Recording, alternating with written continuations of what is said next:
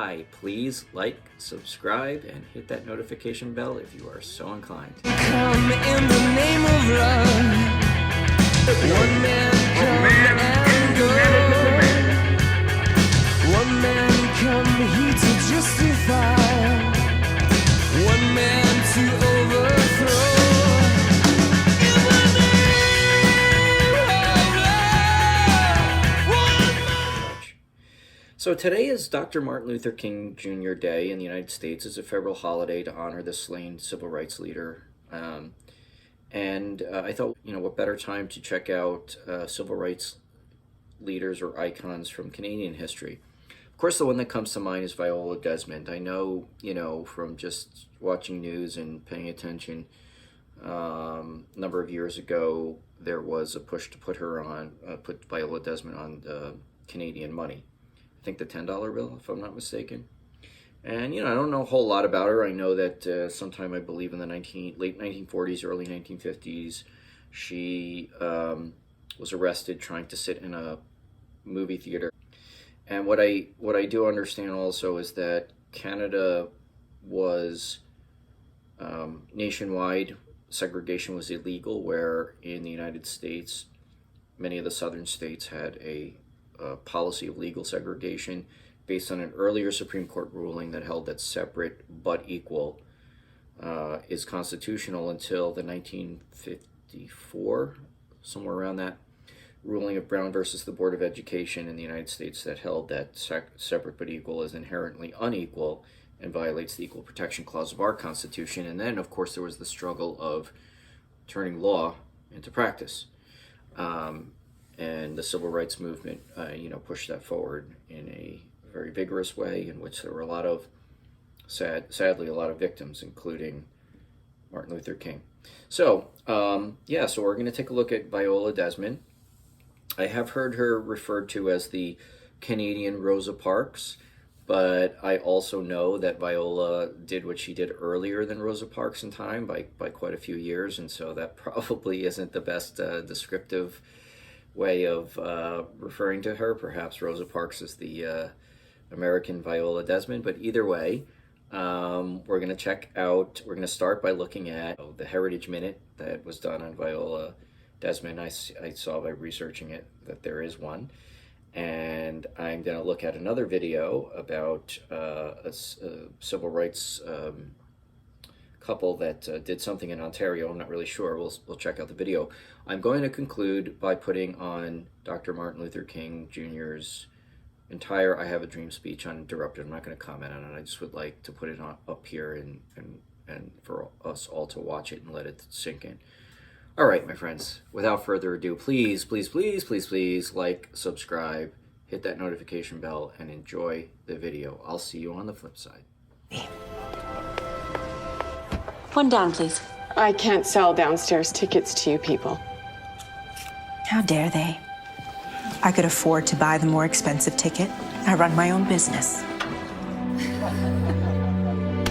But they refused to take my money.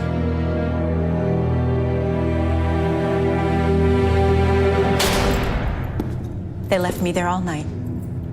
On what charge? They said I didn't pay the theater tax. But it was really about color.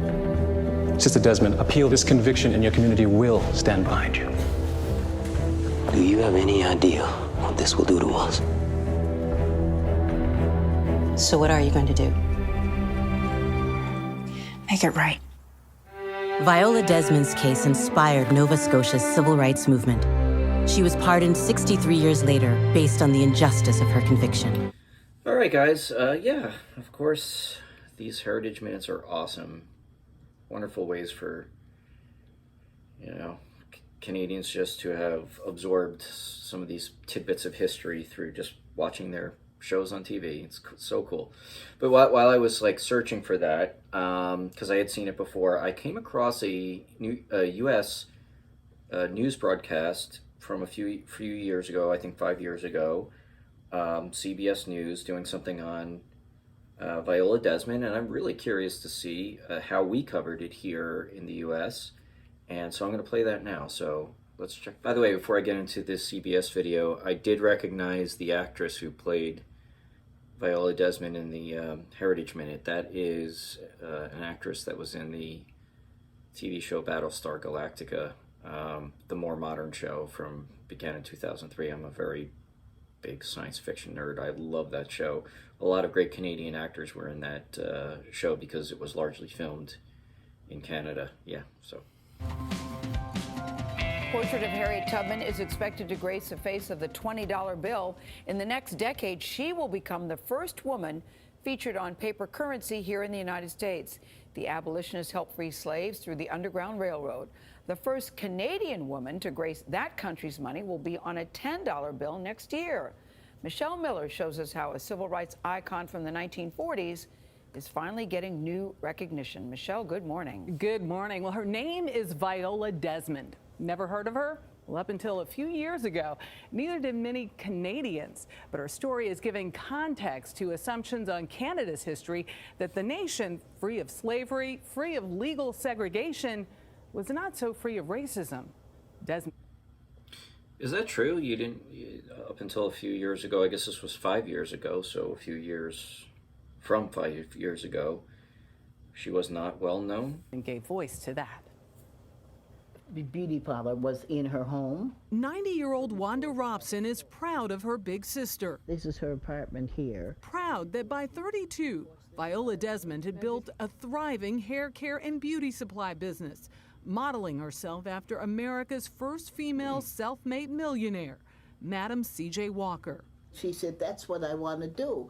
That's who I want to be. This lady was way before her time.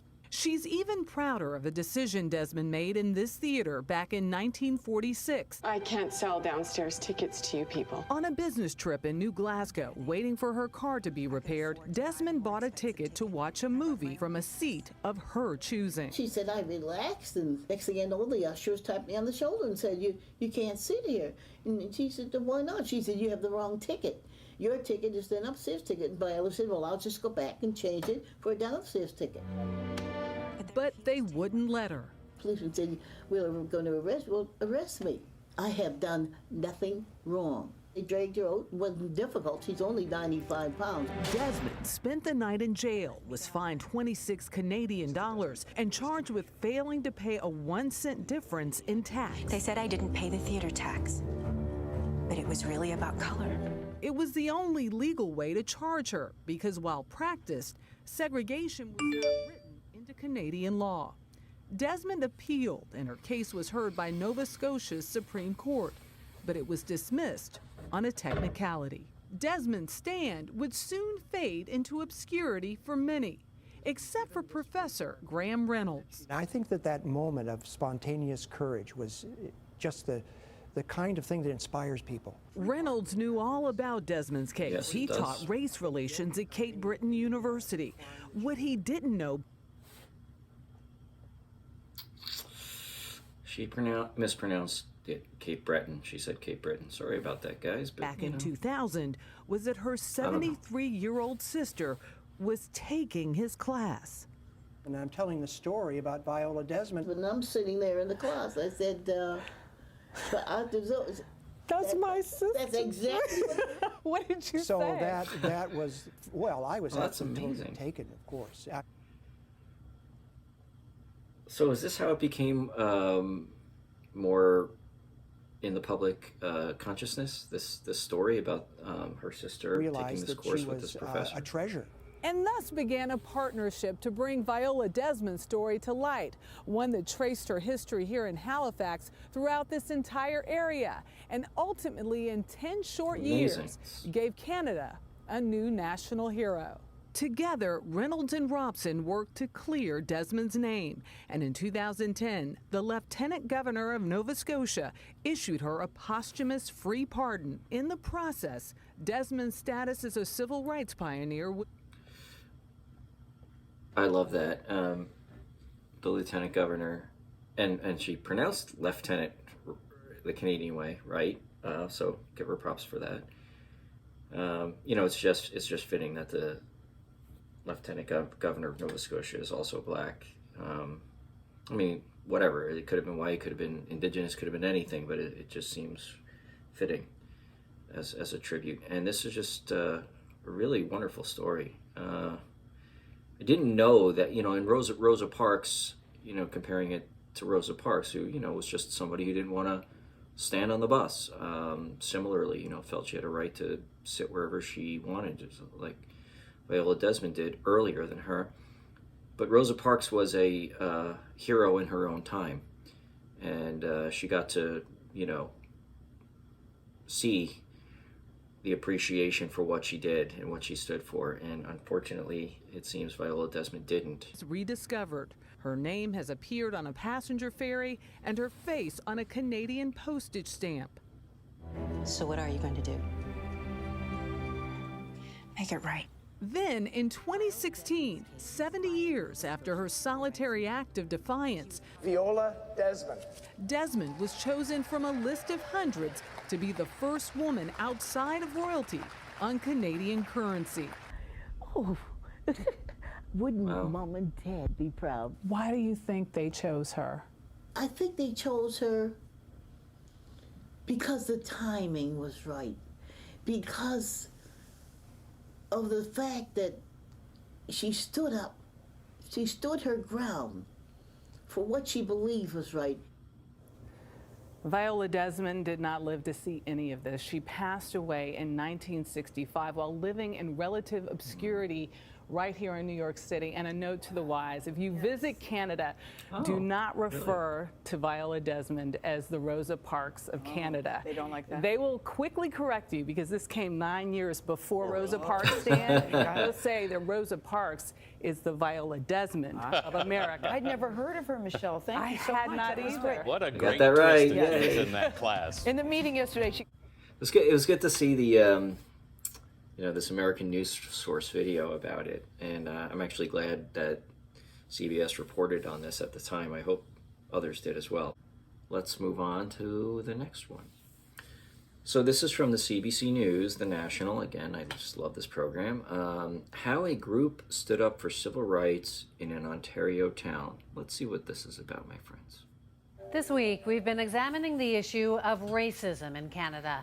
And tonight, we want to take you to a small community in southwestern Ontario to look back at a moment in history. 60 years ago, a small group sat down in a restaurant in Dresden and made a big difference. Nick Purdon joined two of that group as they revisited the community and a civil rights victory.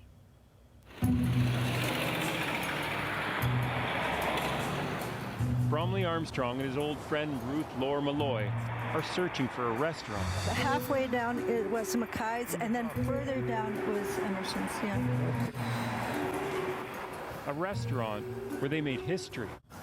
A restaurant that back in 1954 wouldn't serve black people. Oh, we passed it then. And that things in Dresden and across the country have changed. Right here. In part because of them. Looking inside, I couldn't recognize that's the same place.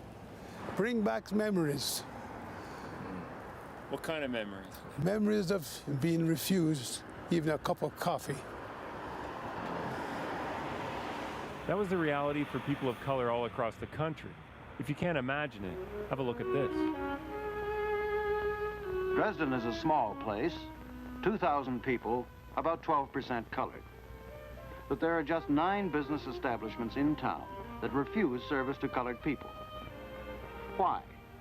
Dresden, Ontario, the site of Uncle Tom's Cabin, a spot along the Underground Railroad, and a battleground for the civil rights movement in Canada, led locally by this man.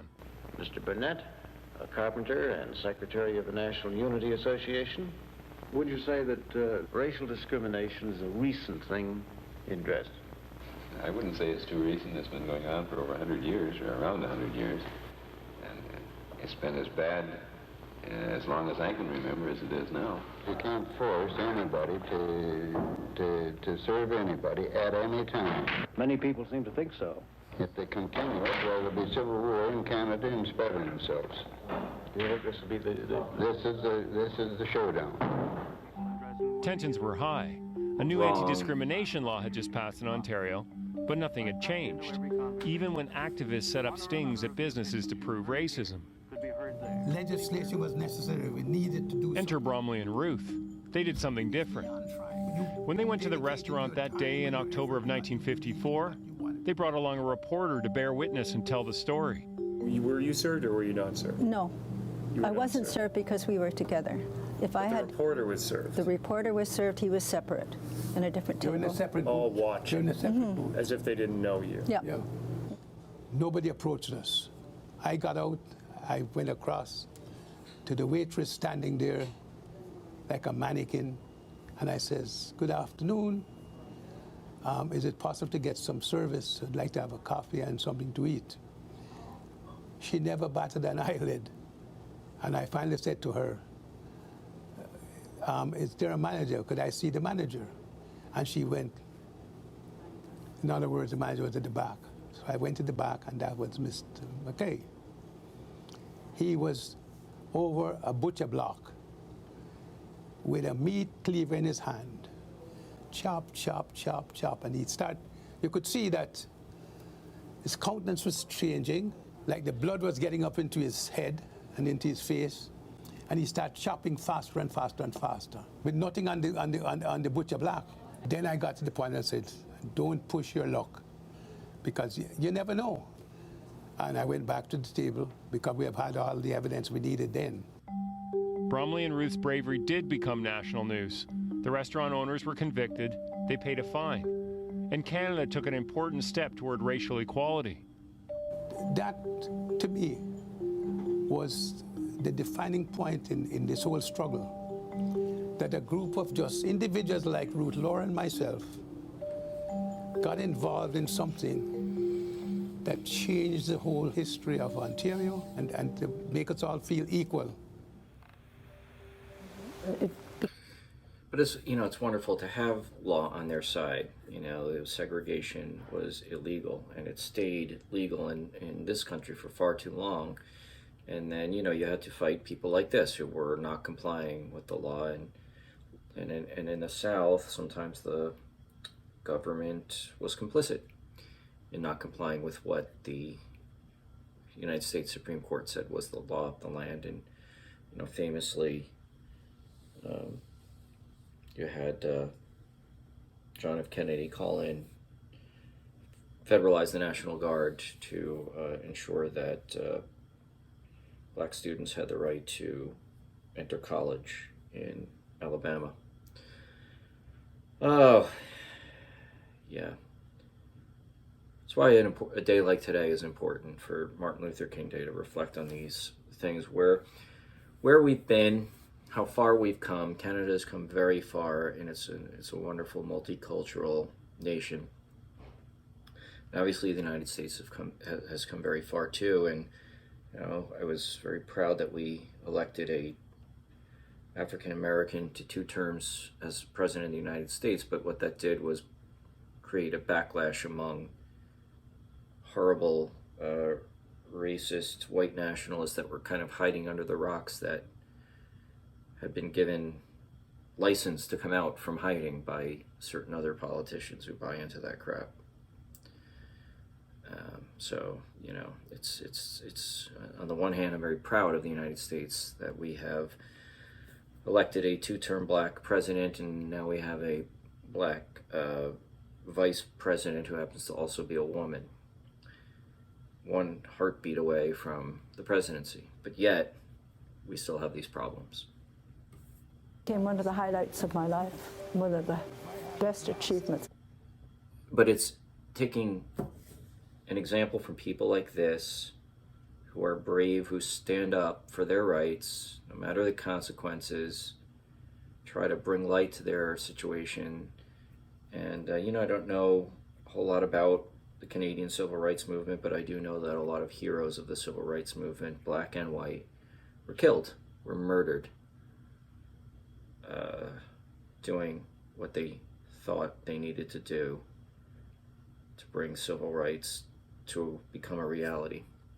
I think I've done with my life. We had finally reached not the end of the road, but the beginning of changing life for people like ourselves. Nick Purden, CBC News, Dresden, Ontario. All right, my friends, so we're going to conclude now with Dr. Martin Luther King Jr.'s famous I Have a Dream speech, just to remind us that we have to continue to do whatever is necessary to make that dream a full reality, to become fully realized. Pleasure to present to you Dr. Martin Luther King, Jr.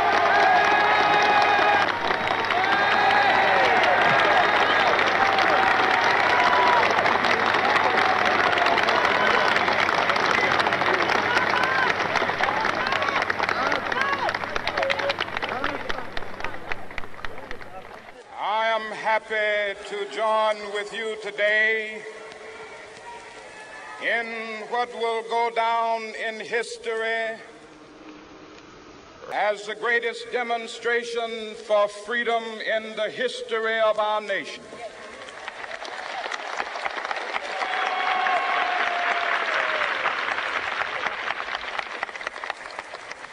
Five score years ago,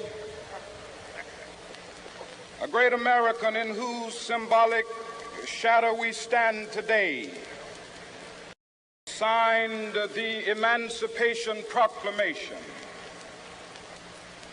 This momentous decree came as a great beacon light of hope to millions of Negro slaves who had been seared in the flames of withering injustice. It came as a joyous daybreak to end the long night of their captivity. But 100 years later, the Negro still is not free. 100 years later, the life of the Negro is still sadly crippled by the manacles of segregation and the chains of discrimination. 100 years later, the Negro lives on a lonely island of poverty in the midst of a vast ocean of material prosperity. This nation will rise up and live out the true meaning of its creed. We hold these truths to be self-evident, that all men are created equal.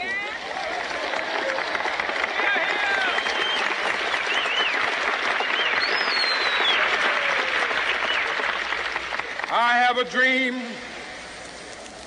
that one day on the red hills of Georgia, the sons of former slaves and the sons of former slave owners will be able to sit down together at the table of brotherhood. I have a dream that one day,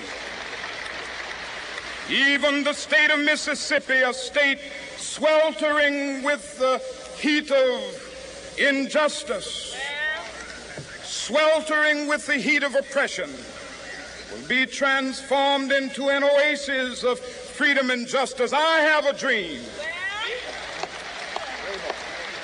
that my 4 little children will one day live in a nation where they will not be judged by the color of their skin, but by the content of their character. I have a dream today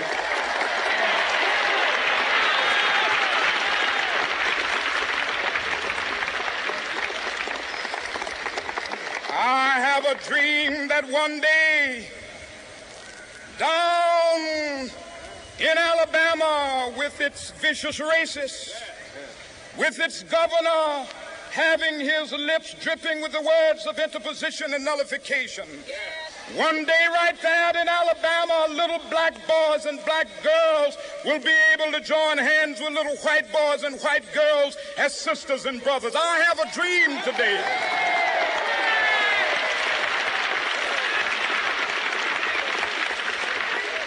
I have a dream that one day every valley shall be exalted, and every hill and mountain shall be made low. The rough places will be made plain, and the crooked places will be made straight. And the glory of the Lord shall be revealed, and all flesh shall see it together. This is our hope. This is a faith that I go back to the South with. With this faith, we will be able to hew out of the mountain of despair a stone of hope. With this faith, we will be able to transform the jangling discords of our nation into a beautiful symphony of brotherhood. With this faith, we will be able to work together, to pray together, to struggle together, to go to jail together, to stand up for freedom together, knowing that we will be free one day. This will be the day when all of God's children will be able to sing with new meaning, "My country, tears of thee. Sweet land of liberty, of thee I sing. Land where my fathers died, land of the pilgrim's pride. From every mountainside, let freedom ring. And if America is to be a great nation, this must become true. And so let freedom ring. From the prodigious hilltops of New Hampshire, let freedom ring. From the mighty mountains of New York, let freedom ring. From the heightening Alleghenies of Pennsylvania, let freedom ring. From the snow-capped Rockies of Colorado, let freedom ring. From the curvaceous slopes of California. Not only that, let freedom ring from Stone Mountain of Georgia. Let freedom ring from Lookout Mountain of Tennessee. Let freedom ring from every hill and molehill of Mississippi, from every mountainside. Let freedom ring. And when this happens, when we allow freedom ring, when we let it ring from every village and every hamlet, from every state and every city, we will be able to speed up that day when all of God's children, black men and white men, Jews and Gentiles, Protestants and Catholics, will be able to join hands and sing in the words of the old Negro spiritual. Free at last, free at last. Thank God Almighty, we are free at last.